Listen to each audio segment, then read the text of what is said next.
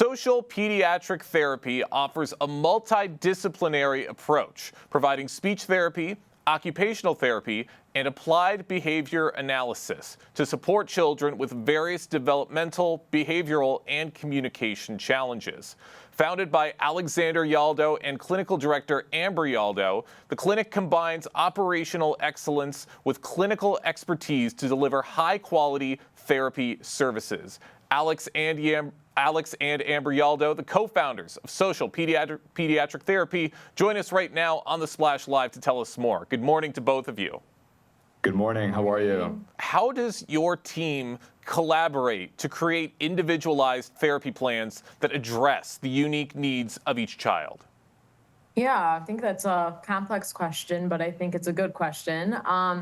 So for us, right now we have our occupational therapist and our lead speech therapist kind of like take control on caseloads and things like that. So as a team, we find that, something as simple as sending a child to occupational therapy first to kind of regulate their nervous system and then bring them to speech therapy, we notice a big difference in progress that way. That way the child isn't like, bouncing off the walls or like really hyper or, not engaged with us. They're very regulated after OT. So they come to us and then their focus is much better. We can get a lot more work done, things like that. If we notice, a child's having difficulty with something sensory related, we always have those like meetings with our occupational therapists and let them know like, hey, what can we do in our sessions? And sometimes they'll give us like a little weighted snake to like put around the child to help with attention and things like that. We have monthly meetings with our lead occupational therapist and speech therapist, myself, Alex, just to go over things with the caseload and things like that, and make sure everyone's on the same page. I think one thing about our clinic is that, we're very open to new ideas and continuing education. So that's one big thing is that, we like to do our continuing education as like a group. For example, like gestalt language processing, we have clinicians that are certified in that and, doing like the child-led therapy approach as opposed to like traditional therapy approaches. We noticed, some kiddos can't sit in a chair. So, we'll follow their lead. We sit on the floor with them and provide therapy in their own world. We noticed that sometimes it works better that way as opposed to like other kiddos that can come in and sit in a chair for that 30 minutes and we're able to provide that quality treatment. So it's very dependent on the child and their needs. And we like to, discuss things as a team to create that individualized treatment and that unique treatment to better assist with their needs. Awesome. I love everything you guys are saying. I love how you're implementing these strategies to really help work with these kids. Now, of course, it's not just the kids that you sometimes work with because you got to talk with the families. So what ways do you involve families in the therapy process to ensure consistency and progress as it goes beyond the clinic sessions? Yes, so that is huge. So that's something that we really take pride in. Every single time, I talk to a parent before they even come in, I make it known how important their, involvement is. So like you said, for those carryover and generalization purposes of goals. We do it a few ways. So if, the parent has the time, we invite them into the session, they can sit in and they can watch exactly what we're doing. As a clinician, I actually prefer that, weirdly enough. I like to kind of like narrate what I'm doing and tell them the goal that I'm targeting. So that way, sometimes speech jargon becomes a little bit complicated, but when they actually are able to sit in the session, I can simplify it and show them like different ways that they can elicit that goal at home with like simple things like bubbles or even like a car, things like that. So that's one way we do it. Another way we do it is through home practice. So we'll send home, like if they're working on R, for example, or like they have a lisp, we will send home worksheets with different words, including the letter S, and that way they can, actually complete that homework and then bring it back to us the following week, let us know how it went, and if they, if their child struggled in a specific way or with a specific word, and then we can actually target that word in therapy. We noticed that makes a huge difference. Another thing that we do is we'll ask the families, like common words, like give us a few common words that you guys use at home. For example, like the child drinks milk every day. That's a very high frequency word, it's called, and they can't say it. So with that involvement, we're able to, target those high frequency words, and then later on, they'll eventually use that at home, and those like behavioral actions will like disappear, where they kind of have like those meltdowns because they can't request milk and things like that. So yeah, I would say those are the main ways that we involve parents. And obviously, like, just at the end of every session, we leave a little bit of time and we go and we discuss the summary of the session with the parent, the good and the bad, things that the child struggled with, things that they can work on at home. Even if it's like verbal homework that we provide, we always give something to work on at home because of that, to ensure that carryover and generalization of skill. I love that, setting up those small little goals to help really showcase the progress as it goes on. For those just joining us right now on the Splash Live, I'm talking with Amber and Alex Yaldo, the co-owners of the Social Pediatric Therapy, who are joining us right now to talk about their program and what they're offering to kids throughout the community. Now, Alex, how do you stay current with the latest evidence-based practices in pediatric therapy, and how are these integrated into your services? Yeah, that's a fantastic question. So my native background is in economics and business management, specifically hotel management. So when it comes to therapy operations, Amber is primarily responsible for that. I handle all of the nuisance-based departments within our clinic.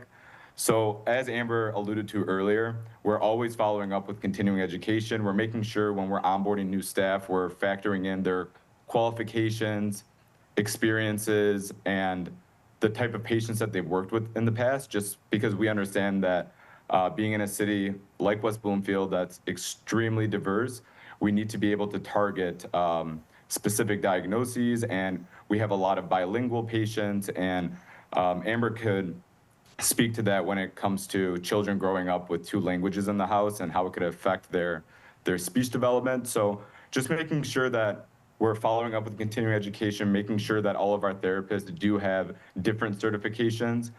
That's one of the major qualifications of onboarding and employment for us. So even as far as our facility goes, Amber and I worked hand in hand with an occupational therapist that's designed a lot of the larger clinics nationally.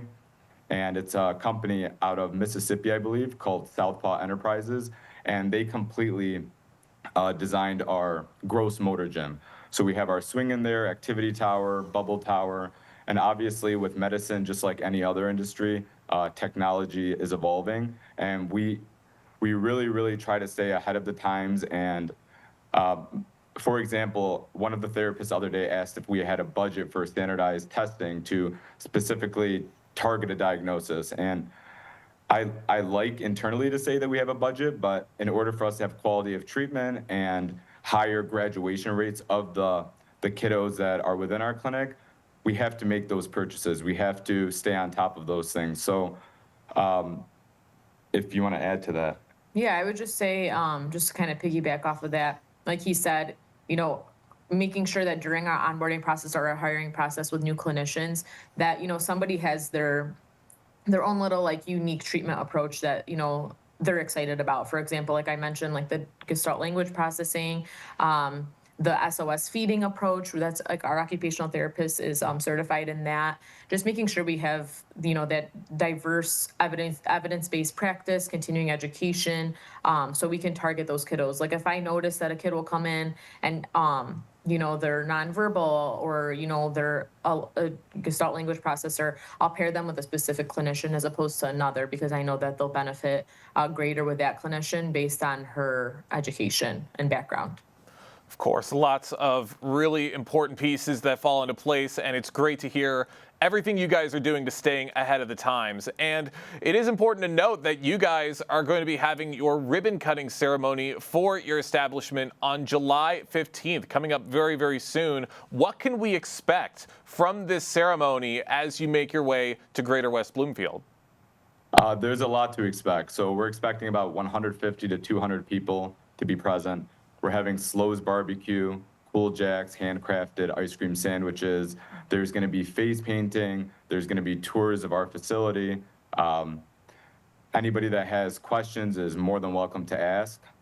aside from that, Yeah, we have a clown coming, so she'll be doing like the face painting, balloon twisting, tattoos for kiddos. We have a bounce house, and some yummy dessert too. So, like you said, that Cool Jacks, it's like a cookie with a ice cream, and it's like a cookie sandwich, cookie ice cream sandwich. So, good for a nice warm summer day. You guys are making me drool over there. Like, I'm really looking forward to everything you guys are going to have for this grand opening, and I'm sure the rest of the community can't wait to see it either. I got one more question for you guys before we wrap things up. Looking ahead, what are your goals for expanding or enhancing the services offered at Social Pediatric Therapy to better serve the community? yeah, that's a terrific question. So as of right now, we really want to dial in and focus on this clinic. And obviously, we all have Amber and I specifically have a vision of growing this company and being in other metropolitans within the Metro Detroit area. But specifically for now, just being able to stay on top of getting these kids to where they need to be is what I would say mostly. So as of today, we're looking for a BCBA, which is a board certified behavioral analyst, and we want to build up the ABA program that you spoke about earlier, applied behavioral analysis.